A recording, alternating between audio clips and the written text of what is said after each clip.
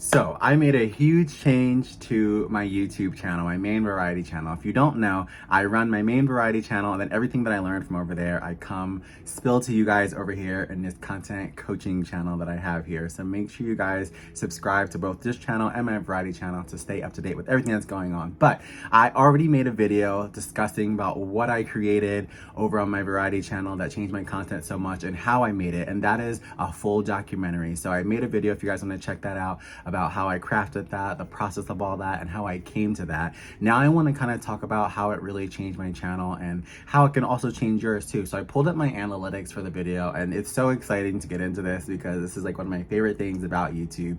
But I have a steady increase going up, which is exactly what I wanted for this video. I wanted to grow. I wanted to be part of YouTube and pop culture forever. I spent a lot of time crafting and researching for this, and the whole goal was to create something long term and that was monetizable for my channel. So as you can see, the impressions right now are at 18,000, and I always say, like, that is such a good number to go at. If you're working with small numbers as a small creator, always go check out the reach and the impressions, because that pretty much shows you how many people have seen it. Yeah, that's not the clicks, that's not the views, it's not the money, but you'll see a big number and it'll kind of get you excited for the future big numbers to come. I remember before I hit 10,000 views ever, I hit 10,000 impressions. So it kind of just became like this snowball effect where I always knew if I hit a number on impressions, I would eventually hit it in views. And that's exactly what happened. So I have the 18,000 impressions, and then I have the views at 1.2K. So I have over 1,000 views, which I talked about this in the last video also, but that is literally the one goal that I wanted for this video. I just wanted to hit 1,000 views after all the hard work I put into it. But even past that, the best thing happened ever, which was that those traffic sources ended up being amazing. My browse features was a 74%. So pretty much what that means, if you guys don't know, for YouTube analytics, that's what you want. And then if you look to the right here, you have the impressions of the 12.3K and the 59.5% YouTube recommending your content. So out of all the views that I got, more than half of them is because of the browse features and because of YouTube recommending the content. That means that YouTube picked up the video because I did everything correctly. The title, the thumbnail, the tags, and the promotion of my video were all done. And I teach all of that here on this channel. So if you haven't checked out the basic YouTube videos I have about how to do that, that's your foundation. You cannot have a good video, a good idea, a good topic, a good niche if you're not adding the right tags, if you're not have the great thumbnail, if you not have the great description box, and everything is not matched to a T, the video can flop. And that was my worst fear for this video. But I knew after all the studying and things and everything I did with mentors that I had the right foundation for a video. So all I really had to do was make sure the content truly was fire and researched and done well, because I understood the Google SEO. I understood the foundations that were below it and how to tag it and make sure everything was perfect. So I was so happy that finally everything came together.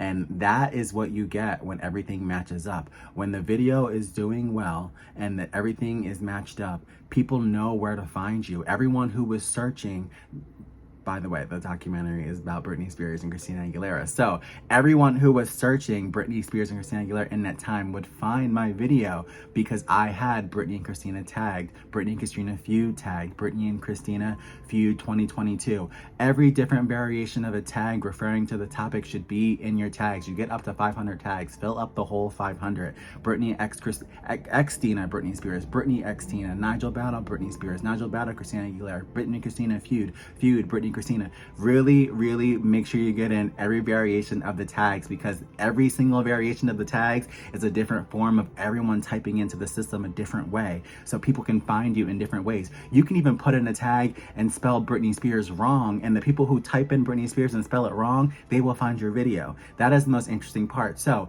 I did the tags correctly, I did the thumbnails correctly, everything was done perfectly, and people started to watch it and enjoy it.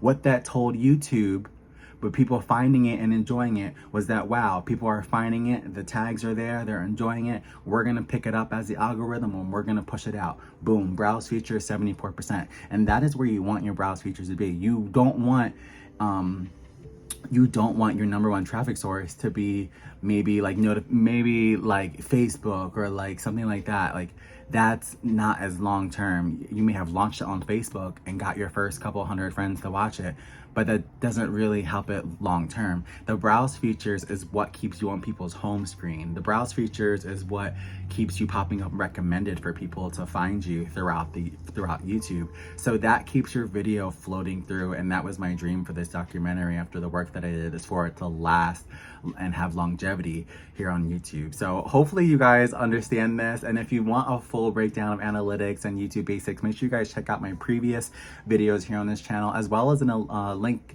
There's a link in the description box down below also for one-on-one coaching. So if that's something you're interested in for YouTube coaching and channel growth and channel audits, check out that link down below. And don't forget to comment, subscribe, and I will see you in the next video. Bye.